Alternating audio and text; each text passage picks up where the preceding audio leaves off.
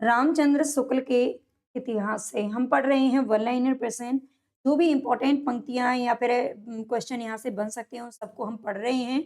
और आज हमारा जो टॉपिक है वो है रासो साहित्य। रासो साहित्य में हम आगे इंपॉर्टेंट तथ्यों को देखेंगे हाईलाइट में। इससे पहले मैं 3 क्लास डाल चुकी हूँ, अगर आपने नहीं देखी है तो उनको जाके ज़रूर देख लेना, क्योंकि यहाँ से बाहर कुछ भी आपका क्वेश्चन नहीं जाने वाला है। तो चलते हैं रासो साहित्य की तरफ। अगर वीडियो पसंद आई तो पहले तो पूरी ज़रूर देख लेना, पसंद आती है तो लाइक सब्सक्राइब भी कर लीजिएगा। आचार्य रामचंद्र शुक्ल ने रासो साहित्य का विवरण वीर गाथा काल के अंतर्गत दिया है। ये हम पहले ही पढ़ चुके हैं कि आदिकाल का जो नामकरण है वो अलग-अलग विद्वानों ने अलग-अलग नाम से किया है, जबकि रामचंद्र शुक्ल ने आदिकाल का जो नामकरण है वो वीर गाथा काल के नाम से किया है। ठीक है, वीर गाथा काल क्यों रखा, क्या है इसके पीछे हम वजह सारी पढ़ चुके हैं। तो वीर गाथा काल के अंतर्गत ही रासो साहित्य को भी रखा गया है। आचार्य शुक्ल के अनुसार वीरगीत परंपरा का प्राचीनतम ग्रंथ बीसल देव रासो है। ठीक है, वीरगीत परंपरा का प्राचीनतम ग्रंथ कौन सा है, तो ये बीसल देव रासो है। विद्वानों ने रासो शब्द की व्युत्पत्ति निम्न ढंग से बताई है। यहाँ से 100% आपका एक क्वेश्चन बनता ही बनता है। विभिन्न विद्वानों ने रासो शब्द की जो उत्पत्ति है वो अनेक शब्दों से बताई है, अलग-अलग शब्दों से बताई है। देखते हैं, यहाँ पर एक तरफ विद्वान है और यहाँ पर मूल शब्द से किससे मानी है। गार्सा दा तासी जिन्होंने फ्रेंच भाषा में हिंदी साहित्य का इतिहास लिखा था सर्वप्रथम। ठीक है, द इस्तवार ला लिटरेचर हिंदुई ए हिंदुस्तानी के नाम से गार्सा दा तासी उन्होंने राजसूय शब्द से मानी है। ठीक है, गार्सा दा तासी ने राजसूय, लंबा चौड़ा सा इनका नाम है।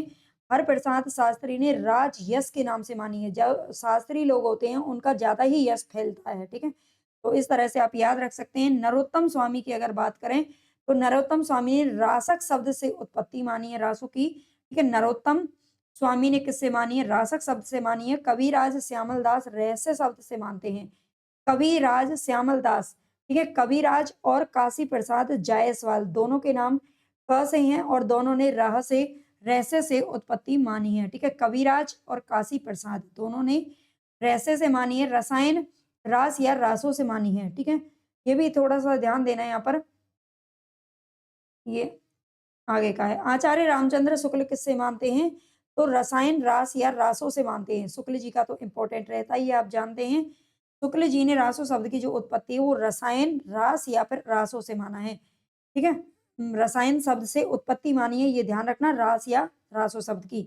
नंद दुलारे वाजपेयी ने रास शब्द से मानी है और हजारी प्रसाद द्विवेदी रासक शब्द से मानते हैं। और नरोत्तम स्वामी, ठीक है, हरि हजारी प्रसाद द्विवेदी और नरोत्तम स्वामी दोनों रासक शब्द से मानते हैं। और राम स्वरूप चतुर्वेदी ने राउस या फिर रस से मानी है कि राउस या फिर रस। दशरथ शर्मा ने भी रासक शब्द से मानी है। माता प्रसाद गुप्त ने रासक शब्द से मानी है। और इसके अलावा गणपति चंद्र गुप्त ने रासक रासक से रास की उत्पत्ति होती है, फिर रासा रासु और फिर रासों की उत्पत्ति मानी गई है। ठीक है, रासक शब्द से रास आया, रास से रासा, रासा से रासु और रासु से रासो। तो यहाँ से एक प्रश्न आपका बनता है, हमेशा इसको अच्छे से याद कर लेना। आगे देखते हैं, रासो साहित्य के प्रमुख रचनाकार व रचना आचार्य शुक्ल के अनुसार निम्न है। रासो साहित्य के प्रमुख रचनाकार और कुछ रचनाएं इंपॉर्टेंट हैं।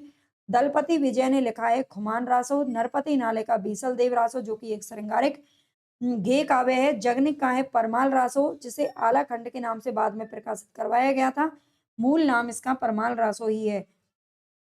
चंद वरदाई पृथ्वीराज रासो केदार भट्ट ने, जिसे भट्ट केदार भी कह देते हैं, ये जयचंद प्रकाश इन्होंने लिखा है। ये सभी रासो ग्रंथों में शामिल है। मधुकर भट्ट का है जय मयंक जस चंद्रिका। सारंगधर ने लिखा है हमीर रासो। नल्ले सिंह ने विजयपाल रासो और श्रीधर का है रनमल छंद के। ये सभी रासो काव्य हैं, इनको याद रखना।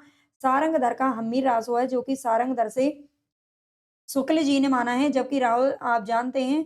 और किसके अलावा, इनके अलावा शुक्ल जी के अलावा इनके जज्जल कवि भी माने जाते हैं हमीर रासों के रचनाकार। ठीक है, किसने माने ये आप अगर याद है तो कल की क्लास में मैंने पढ़ाया था, बताइएगा कमेंट करके।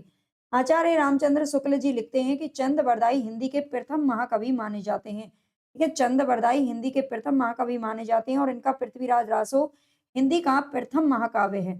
चंद बरदाई हिंदी के प्रथम महाकवि माने जाते हैं और इनका पृथ्वीराज रासो जो है ये हिंदी का प्रथम महाकाव्य है। पृथ्वीराज रासो को हालांकि हम आगे पढ़ेंगे कि इसको अप्रमाणिक माना है कुछ विद्वानों ने, लेकिन इसको फिर भी महाकाव्य का दर्जा दिया है शुक्ल जी ने। मिस्र बंधु लिखते हैं कि हिंदी का वास्तविक प्रथम महाकवि चंद बरदाई को ही कहा जा सकता है। ठीक है, मिस्र बंधुओं ने भी शुक्ल जी का समर्थन किया है यहाँ पर महाकवि के रूप में। पृथ्वीराज रासो की प्रमाणिकता और अप्रमाणिकता में विद्वानों के बीच भी मतभेद है। देखते हैं प्रमाणिक मानने वाले विद्वानों में कौन कौन शामिल हैं। तो श्याम सुंदर दास का नाम आता है, मिस्र बंधु, मोहनलाल विष्णुलाल पांड्या और कर्नल टाड का नाम आता है। ठीक है, मोस्ट इंपॉर्टेंट ये स्लाइड है जिसको हम पढ़ रहे हैं, ये ध्यान रखना।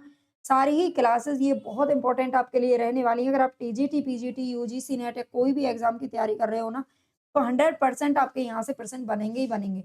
इसलिए मैं चाहती हूँ कि आप स्किप करे बिना बिल्कुल पूरी क्लास जरूर देखें। ठीक है, शाम को 6 बजे क्लास अपलोड होती है, डेली मिलती है।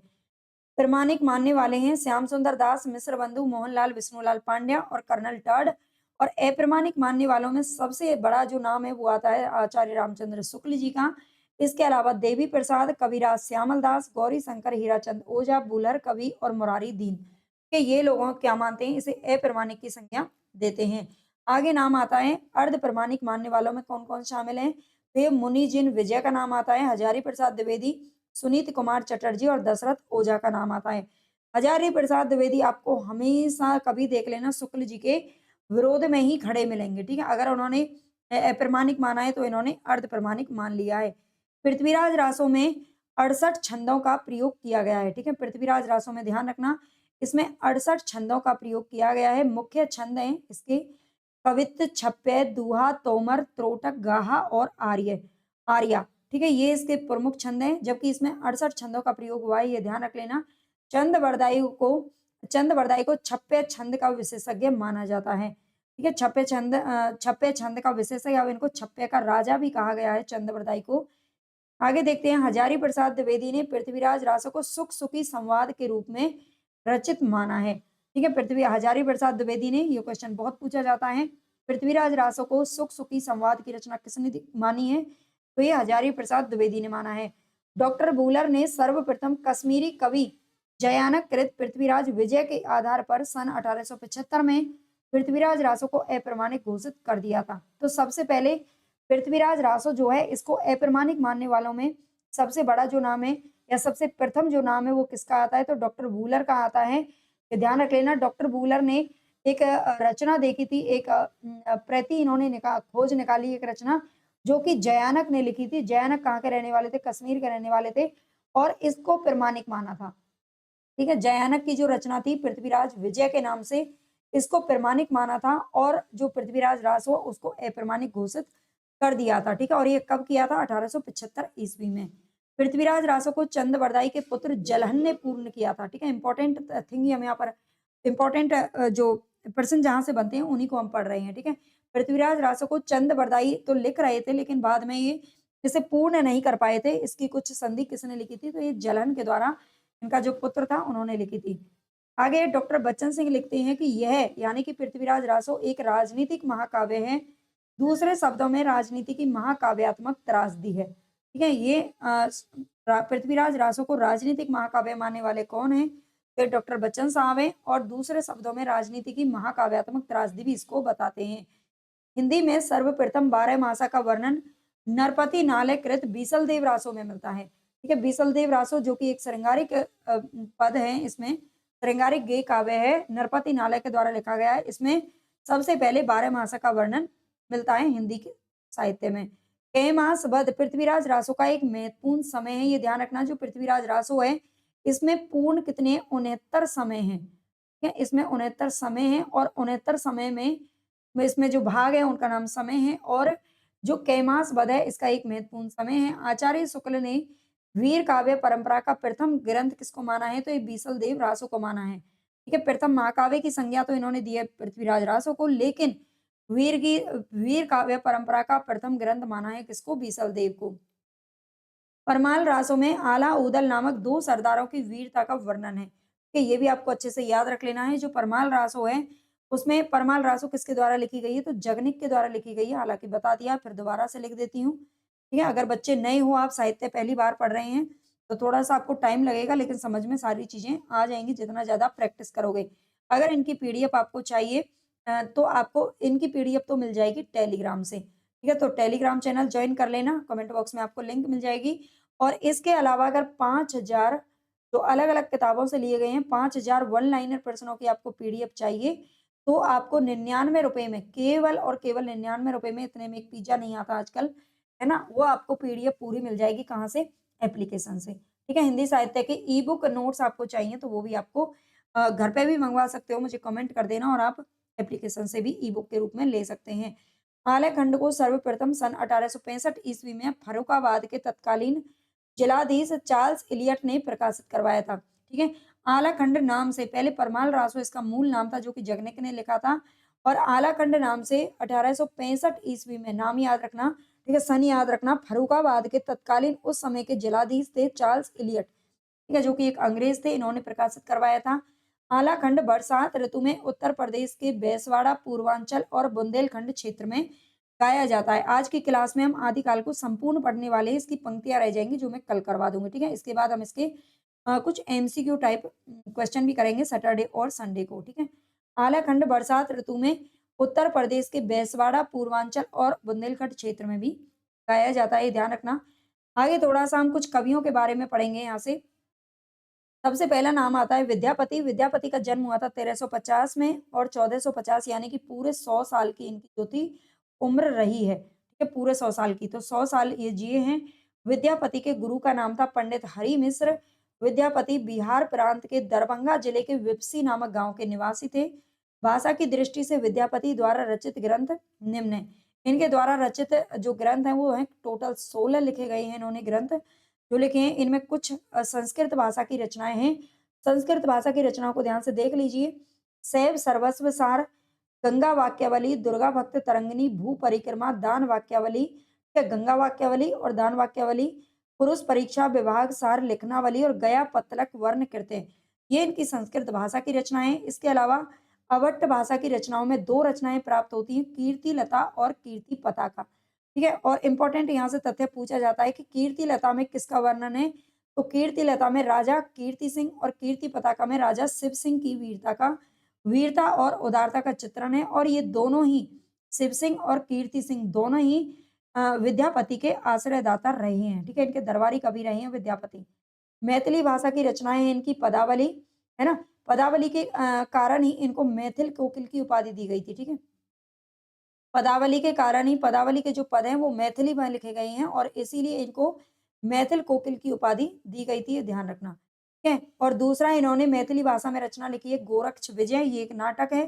गोरक्ष विजय का गद्य भाग संस्कृत में है और पद्य भाग इसका मैथिली में लिखा गया है, ठीक है? याद रखना। विद्यापति तिरहुत के राजा शिव सिंह और कीर्ति सिंह के राज दरबारी कवि थे, जिनके लिए इन्होंने कीर्ति लता और कीर्ति पताका लिखा है। विभिन्न विद्वानों ने विद्यापति को श्रृंगारी, भक्त एवं रहस्यवादी कवि भी माना है। ठीक है? कुछ विद्वान इनको श्रृंगारिक मानते हैं, कुछ भक्त मानते हैं और कुछ रहस्यवादी मानते हैं। तो इसको लेकर के भी क्वेश्चन पूछा जा सकता है, इसलिए देख लेते हैं। श्रृंगारिक कवि मानने वाले विद्वानों में कौन-कौन शामिल है? तो हरप्रसाद शास्त्री, रामचंद्र शुक्ल, सुभद्रा झा, रामकुमार वर्मा और रामवृक्ष बेनीपुरी। इन्होंने श्रृंगारिक कवि माना है। शुक्ल जी का नाम श्रृंगारिक में आता है, ध्यान रखना। ठीक है? और रामकुमार वर्मा का ये 2 इम्पोर्टेंट ज़्यादा हैं यहाँ से। भक्त मानने वाले विद्वानों में कौन-कौन शामिल है? तो बाबू बृजनंदन साय और श्याम सुंदर दास, हजारी प्रसाद द्विवेदी। ठीक है? हजारी प्रसाद द्विवेदी ने भक्त कवि माना है। मैंने आपको हमेशा बताया था कभी भी आपको शुक्ल जी और हजारी जी एक जगह खड़े नहीं मिलेंगे। रहस्यवादी मानने वाले विद्वान कौन है? ये ग्रियर्सन आते हैं, नागेंद्र नाथ गुप्त और जनार्दन मिश्र का नाम आता है। आगे नाम आता है बच्चन सिंह ने विद्यापति को जातीय कवि की उपाधि दी है, ये ध्यान रखना। इंपॉर्टेंट क्वेश्चन है। बच्चन सिंह ने, डॉक्टर बच्चन सिंह ने विद्यापति को जातीय कवि भी कहा है। ठीक है? जातीय कवि किसने कहा है? तो बच्चन सिंह ने कहा है। महामहो उपाध्याय हरप्रसाद शास्त्री ने विद्यापति को पंचदेवोपासक स्वीकार किया है। ठीक है? विद्यापति को पंचदेवोपासक की उपाधि किसने दी है? तो ये हरप्रसाद शास्त्री ने की है। और सूर्यकांत त्रिपाठी निराला ने पदावली के श्रृंगारिक पदों की मादकता को नागिन की लहर के समान बताया है। ठीक है? श्रृंगारिक पदों की जो मादकता है, पदावली के जो पद हैं उनकी मादकता को नागिन की लहर के समान बताया है किसने? निराला जी ने। आगे नाम आता है हजारी प्रसाद द्विवेदी का। हजारी प्रसाद द्विवेदी ने विद्यापति को श्रृंगार रस के सिद्ध वाक कवि पुकारा है। ठीक है? श्रृंगार रस के सिद्ध वाक कवि किसने कहा है? तो हजारी जी ने कहा है। आगे नाम आता है आचार्य शुक्ल ने विद्यापति के संबंध में क्या लिखा है? आध्यात्मिक रंग के चश्मे आजकल बहुत सस्ते हो गए हैं, उन्हें चढ़ाकर जैसे कुछ लोगों ने गीत गोविंद को आध्यात्मिक संकेत बताया है, वैसे ही विद्यापति के इन पदों को भी आध्यात्मिक संकेत की संज्ञा दी है। आगे विद्यापति के प्रशंसकों ने उन्हें कई उपाधियों से विभूषित किया है। मोस्ट इंपॉर्टेंट है एक उपाधि इनकी, मतलब यहाँ से पूछ ली जाती है। अभिनव जयदेव, कवि शेखर, कवि कंठहार, नव कवि शेखर, खेलन कवि, दशावधान, पंचानन और मैथिल कोकिल।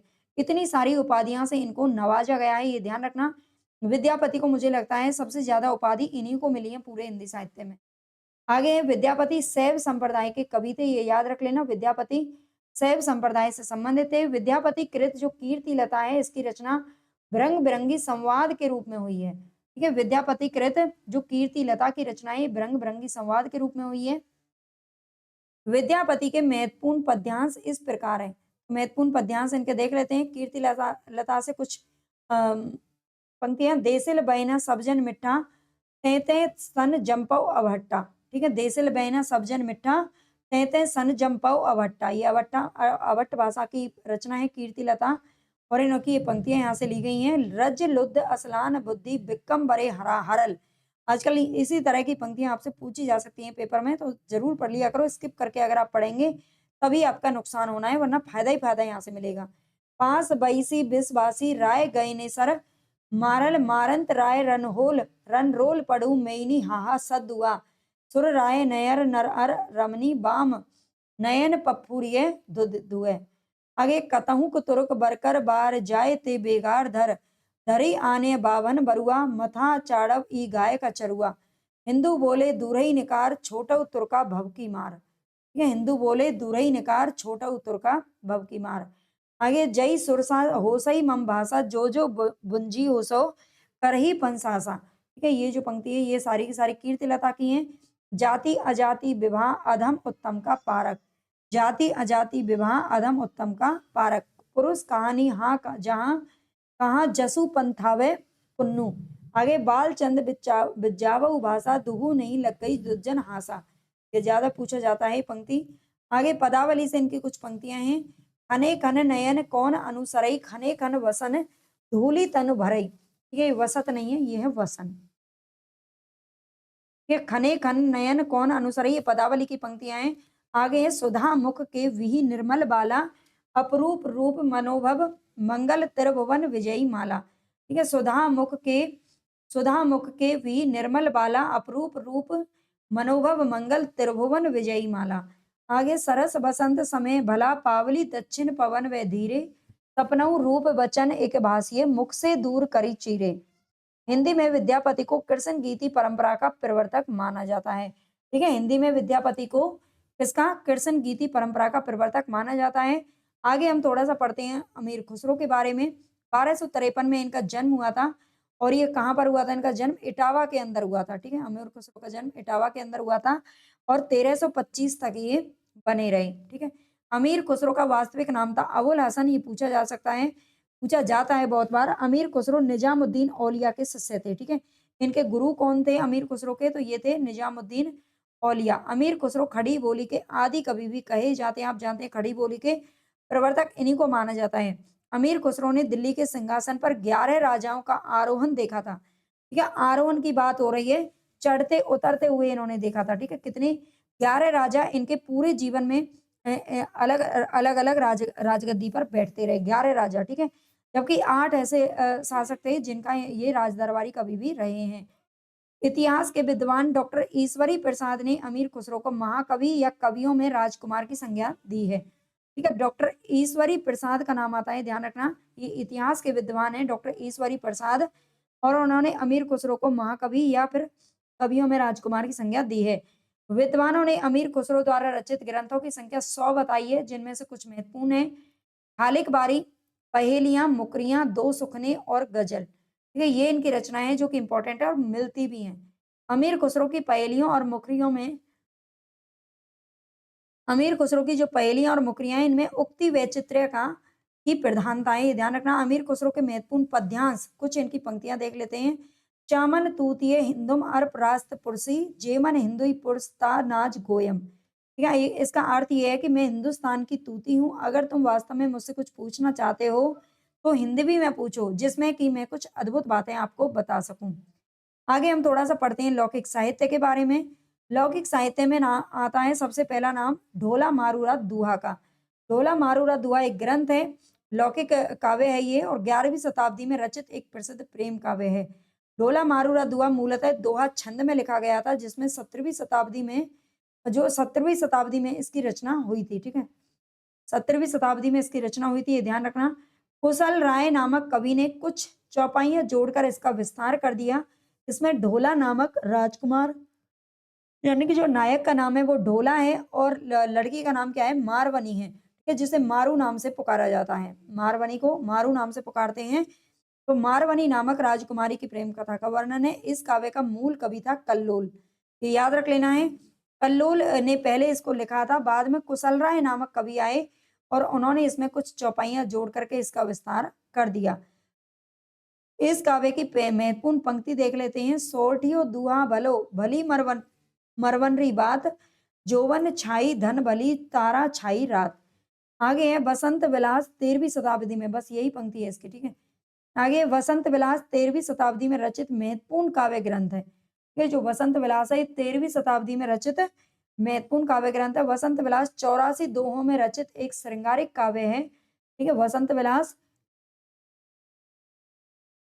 84 छंदों में 84 दोहों में लिखा गया है श्रृंगारिक काव्य वसंत विलास, जिसमें वसंत और स्त्रियों पर उसके विलासपूर्ण प्रभाव का मनोहारी चित्रण किया गया है।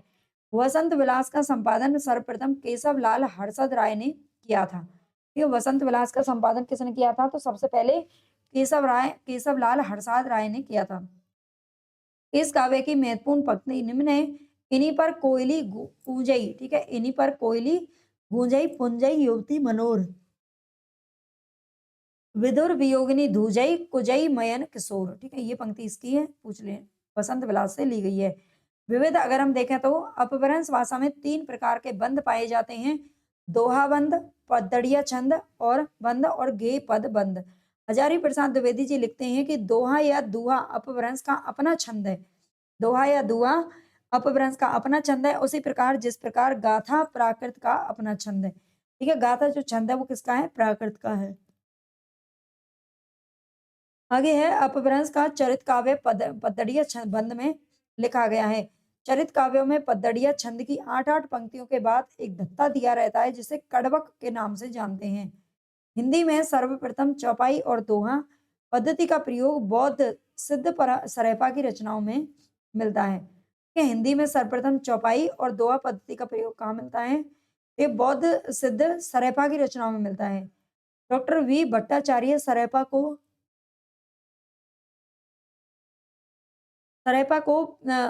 इसका बांग्ला भाषा का प्रथम कवि कौन मानते हैं, सरेपा को हिंदी का भी सर्वमान्य सरेपा ही माना जाता है, और बांग्ला भाषा का प्रथम माना है डॉक्टर वी भट्टाचार्य जी ने। नेक्स्ट यहाँ पर कवि भुवाल, भुवाल का नाम आता है। देखो आपको हो सकता है ये इंपॉर्टेंट ना लग रहे हो ये वाले क्वेश्चन, लेकिन ये सभी इंपॉर्टेंट है। आजकल जो हमें अच्छे नहीं लगते ना, उन्हीं से प्रश्न ज्यादा बनते हैं, तो इसीलिए अच्छे से पढ़ लिया करो। कवि भुवाल 10वीं शताब्दी हिंदी के प्रथम कवि हैं, जिन्होंने दोहा चौपाई छंद में भगवत गीता का अनुवाद किया है। आचार्य हजारी प्रसाद द्विवेदी ने अब्दुल रहमान को हिंदी का प्रथम कवि माना है। शुक्ल जी ने आदिकाल को अनिर्दिष्ट लोक प्रवृत्ति का युग माना है। ठीक है, अनिर्दिष्ट लोक प्रवृत्ति का युग किसने कहा है, तो ये शुक्ल जी ने कहा है। हजारी प्रसाद द्विवेदी ने आदिकाल को अत्यधिक विरोधी और व्याघातों का युग कहा है। ठीक है, हजारी प्रसाद द्विवेदी ने आदिकाल को अत्यधिक विरोधी और व्याघातों का युग कहा है। चंद्रधर शर्मा गुलेरी, राहुल सांकृत्यायन एवं रामचंद्र शुक्ल अपभ्रंश को पुरानी हिंदी मानते हैं। गुलेरी जी का नाम आता है, राहुल सांकृत्यायन और रामचंद्र शुक्ल। आगे हजारी प्रसाद द्विवेदी और रामविलास शर्मा अपभ्रंश को हिंदी से पृथक मानते हैं, यानी कि अलग मानते हैं। ठीक है, अपभ्रंश को हिंदी से अलग कौन कौन मानते हैं, तो हजारी जी और रामविलास शर्मा जी। भोला शंकर व्यास ने हिंदी के आरंभिक रूप को अभट्ट का नाम दिया है। अमीर खुसरो को संगीत के क्षेत्र में कव्वाली, तराना गायन शैली एवं सितार वाद्य यंत्र का जन्मदाता माना जाता है। डॉक्टर राम कुमार वर्मा ने अमीर खुसरो को अवधी भाषा का प्रथम कवि माना है। ये डॉक्टर राम कुमार वर्मा ने अमीर खुसरो को अवधी भाषा का माना है। ठीक है, अवधी भाषा किसने माना है, तो राम कुमार वर्मा जी ने। तो यहाँ पर आज की ये हमारा कंप्लीट आदिकाल कंप्लीट हुआ, इसकी बस पंक्तियां रह गई हैं। ठीक है? इसकी पंक्तियाँ रह गई हैं, तो पंक्तियाँ भी मैं करा दूँगी जल्दी ही। और फिर इसके बाद हम भक्ति काल पढ़ेंगे, इसका एमसीक्यू टेस्ट होगा संडे को, ठीक है? ये ध्यान रख लेना, इसकी एक मैराथन क्लास ले लेंगे संडे को और बाकी आप पढ़ते रहिए, है ना? अगर थोड़ा-सा और आपको डिटेल डिटेल में नहीं बल्कि और थोड़ी-सी क्लास लेंथी चाहिए तो आप मुझे बता दीजिएगा।